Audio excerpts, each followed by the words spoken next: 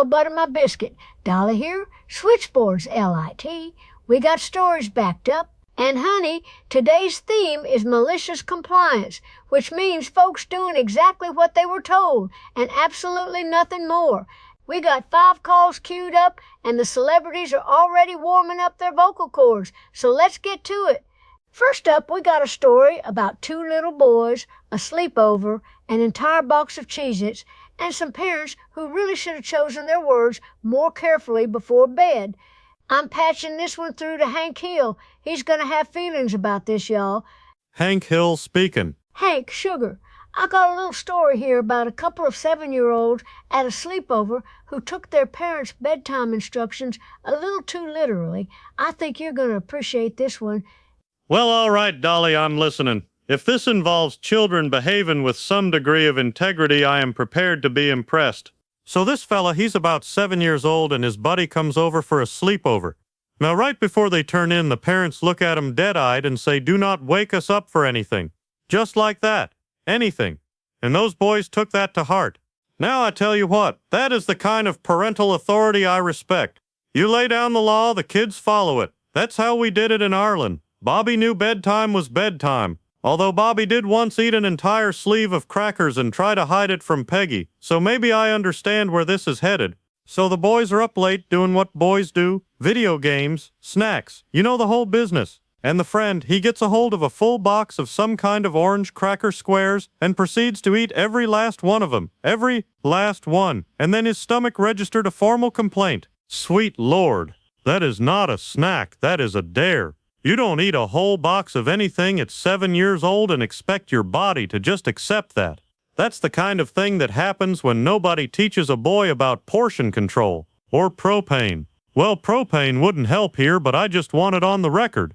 The boy proceeds to revisit those crackers all over the pull-out futon. Covers about half of it. His friends just standing there looking at him, and they both remember what Mom and Dad said. Do not wake us up for anything. So the sick boy just curls up in the one dry corner that's left and they go to sleep. Now hold on just a dadgum minute. These boys followed the rule to the letter, and I respect that. I genuinely do. The parental word was law and they honored it. Bobby would never have that kind of discipline. I tell you what, Bobby'd have knocked on our door crying about a cracker. These boys had a code. And in the morning the parents come out, see the futon, and their first words are, "Well, why didn't you wake us up? We could have saved it." And those boys just looked at him, because those parents made the rule, and those boys kept it, and the futon paid the price. That ain't right.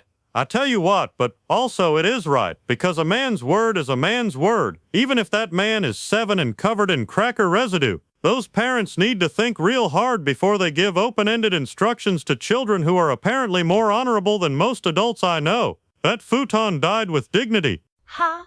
Rest in peace, little futon. All right, darlings. Next story is about a retail boss who made a big dramatic rule about price tags, and his employees followed it so perfectly it cost him a whole lot of money. This one needs Gordon Ramsay. Gordon, honey, pick up. Gordon here. What is it? Gordon, I've got a delicious little story about a shop owner who wanted to be the sole authority over every price label in his store. It did not go the way he planned, sweetheart. A man who can't delegate. Bloody hell. I know this type. Send it through. Right, so there's this small retail shop, and the owner, who clearly fancies himself a culinary genius of commerce, spots one tiny little label printed with the wrong promotional date. One label, minor, 2-minute fix. Instead of handling it like a professional, he performs, oh, for God's sake. You know what this is? This is a chef who burns one crouton and announces that from now on, nobody touches the bread station without his personal blessing and physical presence. It's insecure, it's theatrical, it's the behaviour of a man who has never run a real kitchen in his life. So the new decree goes out, nobody changes a single price tag, label or promotional sign without him standing right there, approving it personally, and one clever employee, bless them, asks him point blank, what do we do if a promo expires and you're not here? And this Muppet says, leave it, out loud, with his whole chest. That is the culinary equivalent of a head chef saying, if the fish looks questionable and I'm not in the kitchen, just serve it anyway. That is how you poison people, conceptually. This man has just poisoned his own profit margins, and he doesn't even know it yet. The sauce is curdling, and he's still stirring. Weekend rolls around, a popular item is still sitting under an expired discount price. Customers are scooping it up, bringing it to the front, expecting the lower price. The employee, cool as a perfectly rested duck breast, explains the situation and honors the displayed price because the tag is still up and the owner hasn't approved any change. Beautiful. That is beautiful technique. You follow the recipe exactly as written, even when you know the recipe is wrong, because the head chef insisted. The employee didn't deviate, didn't improvise, didn't season with common sense. They executed the dish as ordered, and the dish was, financially speaking, a complete and total disaster. Owner shows up later, sees the label still up, stock moved at the wrong price, and asks why nobody changed it. The employee repeats his exact words back to him, verbatim. The owner stands there searching for a loophole in his own sentence and finds absolutely nothing because there isn't one. The rule was airtight, his rule. This whole situation is overcooked. This man marinated in his own ego, cranked the heat up too high, and served himself a very expensive lesson. The employee is a 3 Michelin star professional. The owner is a donkey in a paper hat who called himself head chef and then couldn't handle the consequences of his own menu. Pathetic. Gordon calling someone a donkey in a paper hat is the most Gordon thing I've ever heard, and I am here for it. Now, honey, story 3 is about a workplace forcing everybody to use AI and one employee who found a very creative way to comply. I'm ringing up Snoop for this one. Uncle Snoop here. What's cracking? Snoop, baby, I got a story about a company that's obsessed with making their employees use AI, and one worker who found a genius little workaround. I think you're going to vibe with this one. Say less, Dolly. The universe always provides a path. You feel me? Let's hear it. So check it, nephew. This person's job, right? They got the higher-ups all pressed about everybody using AI tools, and I mean press. They're tracking how many AI credits people burn and pulling folks into meetings asking why they ain't using enough. Like your job is now to use the robot. Nah, hold up. That's a negative energy deposit right there. You don't mandate creativity, cuz that ain't how inspiration flows. You can't tell an artist when to feel the music. The universe gives you the beat when it's ready. These bosses trying to micromanage the cosmos, and the cosmos is unbothered. Now here's where it gets spiritual. See, the bosses can check how many credits somebody's spending, but they cannot see what the prompts actually say. That's the gap in the fence, nephew. That's the alley behind the alley. So this person starts copying all their mandatory online training quizzes into the AI and having it answer everything in detail. That's a blessing right there. Karma working overtime for the people. Because you want AI usage, you got AI usage. You want them cybersecurity courses completed, they completed. Everybody wins. Well, except the environment. And I do want to pour one out for the environment real quick. But the vibe is immaculate. So the credits are burning.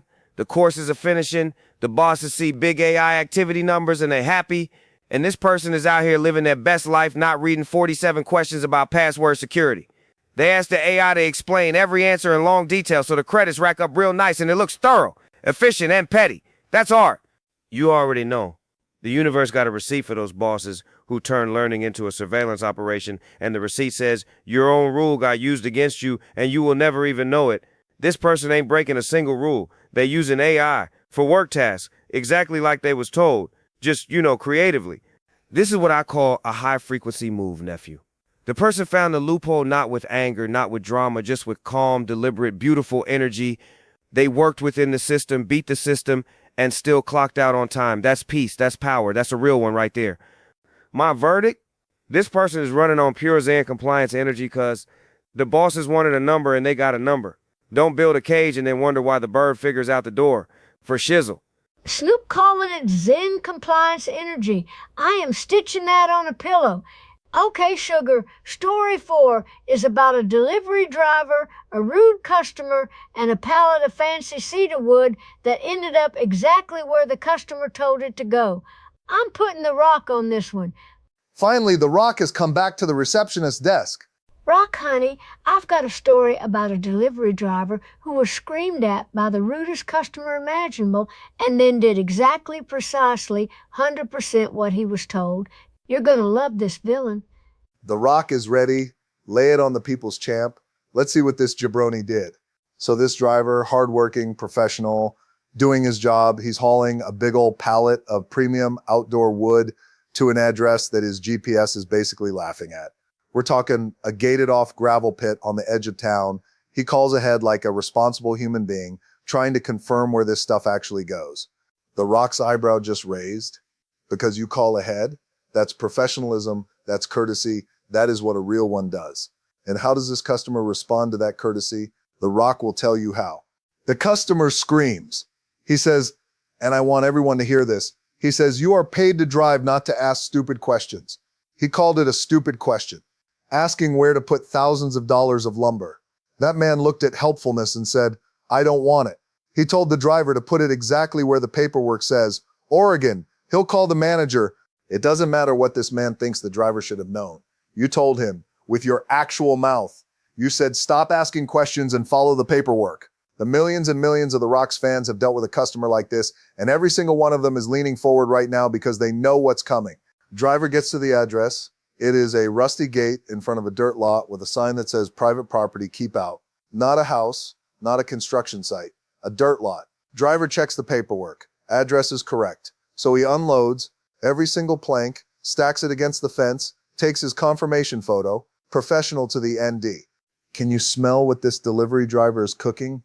Because what he is cooking is called accountability, and it is seasoned with the exact words that rude man said on that recorded phone call. The driver didn't do anything wrong. He executed the order as given by the customer, who specifically said, and I quote, stop asking questions. 3 hours later, the customer realizes he gave the wrong address. Drives out there. Half the wood has already walked away. He tries to blame the driver. The boss pulls up the recorded call. The customer has nothing, not a single word. He had to pay for a whole new order. And when he showed up to collect it himself, he couldn't even look the driver in the eye. Just bring it. The consequences, because that man brought them himself, gift wrapped them, and delivered them to his own front door. You want to scream at someone doing their job right? You want to weaponize your own ignorance and call it the driver's problem? The Rock says, know your role. And that man's role was jabroni, and he nailed it. The Rock just called that man a gift-wrapped jabroni, and honestly, that's the most accurate thing said on this switchboard all day. Last story, darlings, and this one is my personal favorite. An engineer, a boss who hates computers, and a printer that ran all night long, Chuck Norris, you're up, sugar. Norris. Chuck, honey, I got a story about an engineering boss who declared war on digital data and demanded everything be printed on paper. His employees obliged, completely, enthusiastically. Paper doesn't lie. Neither does Chuck Norris. Go ahead. There's a manager at an engineering firm, doesn't trust computers, doesn't trust cloud systems, doesn't trust data he can't hold in his hands. A server glitch loses some work, and he loses it in the meeting. Announces that every automated log, every system report, every error ping printed on paper, on his desk, every morning. Chuck Norris once asked a server to print its logs. The server said it would take 1,000 pages. Chuck said, start with page 1. The server complied and has never spoken out of turn since. The IT lead tries to explain that servers generate thousands of lines every single hour. Manager waves him off.